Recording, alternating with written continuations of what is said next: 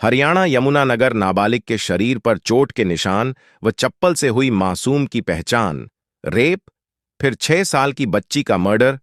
देर शाम जब एक नाबालिग बच्ची घर के बाहर खेल रही थी तो गांव के ही राजेश कुमार उसे बहला फुसलाकर गन्ने के खेत में ले गया। पहले तो आरोपी ने नाबालिग लड़की को अपनी हवस का शिकार बनाया और फिर उसकी हत्या कर दी। यमुनानगर के कस्बा छदरौली से 6 वर्षीय बच्ची से रेप और हत्या का मामला सामने आया है। बच्ची से रेप के बाद हत्या को लेकर परिजनों में काफी गुस्सा है। परिजनों ने आरोपी की गिरफ्तारी की मांग को लेकर यमुनानगर के सिविल अस्पताल के बाहर जाम लगाया। मामले की सूचना मिलते ही पुलिस डीएसपी राजेश कुमार और डीएसपी राजेंद्र कुमार पुलिस कर्मचारियों के साथ मौके पर पहुंचे। उन्होंने गुस्साए परिजनों को आरोपी की गिरफ्तारी का आश्वासन देकर जाम को खुलवाया। एक बाद एक घटनाओं ने शहर को हिलाकर रख दिया। ताजा मामला छरौली कस्बे के गांव का है, जहां कल देर शाम जब एक नाबालिग बच्ची घर के बाहर खेल रही थी तो गांव का ही एक युवक राजेश कुमार उसे बहला फुसलाकर अपने साथ गन्ने के खेत में ले गया। पहले तो आरोपी ने नाबालिग लड़की को अपनी हवस का शिकार बनाया, फिर उसकी निर्मम हत्या कर मौके से फरार हो गया। परिजनों को जब इस घटना के बारे में पता चला तो उनके पैरों के नीचे से जमीन खिसक गई, क्योंकि जब नाबालिग बच्ची अपने घर के बाहर खेल रही थी तो उसे समय आरोपी उसे बहाने से बुलाकर घर के बाहर से ले गया था। जब बच्ची की तलाश की तो वह कहीं भी नहीं मिली।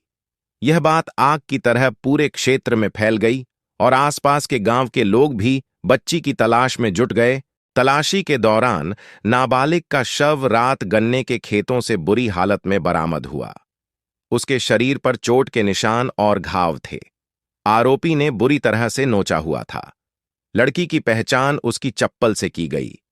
पुलिस में शव को पोस्टमार्टम के लिए यमुनानगर के सिविल अस्पताल में भिजवा दिया और पुलिस आगे की जांच में जुट गई है।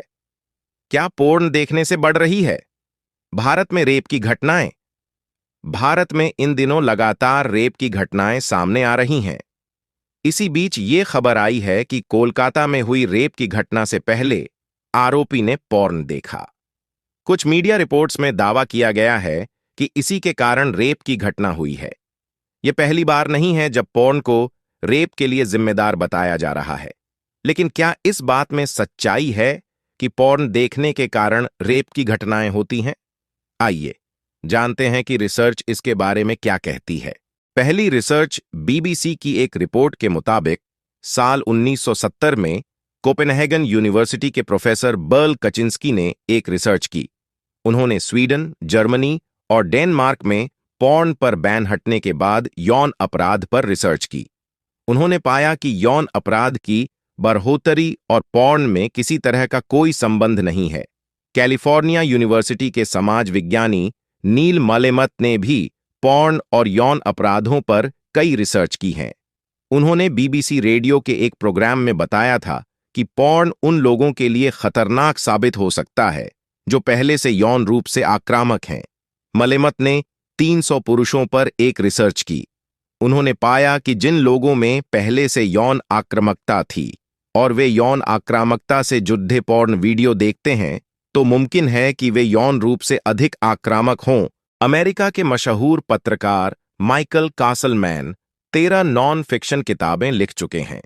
उन्होंने अपने एक आर्टिकल में पोर्न और यौन अपराधों का जिक्र किया। कासलमैन ने दावा किया कि पोर्न के कारण सेक्सुअल हिंसा नहीं बढ़ी। उन्होंने 90 के दशक के दौर का जिक्र करते हुए कहा कि तब इंटरनेट और पोर्न तक लोगों की पहुंच काफी कम थी। इसके बाद इंटरनेट आया। यदि पोर्न के कारण रेप की घटनाएं बढ़ती तो 1999 के बाद से रेप और सेक्सुअल असॉल्ट के मामलों में बढ़ोतरी होती, लेकिन ऐसा नहीं है। उन्होंने जस्टिस डिपार्टमेंट के अथॉरिटेटिव नेशनल क्राइम विक्टिमाइजेशन सर्वे का हवाला भी दिया। इसमें बताया गया कि 1955 के बाद से यौन हिंसा के मामलों में 44% तक की कमी आई है। चेक रिपब्लिक का उदाहरण, इसे चेक रिपब्लिक के उदाहरण से भी समझिए। यहां पोर्न लीगल है। अमेरिका और चेक के कुछ रिसर्चर्स ने 17 साल पहले का डेटा इकट्ठा किया जब पोर्न लीगल नहीं हुआ करता था। फिर इसकी 18 साल बाद के डेटा से तुलना की। इसमें पाया गया कि रेप के मामले सालाना 800 से 500 पर आ गए।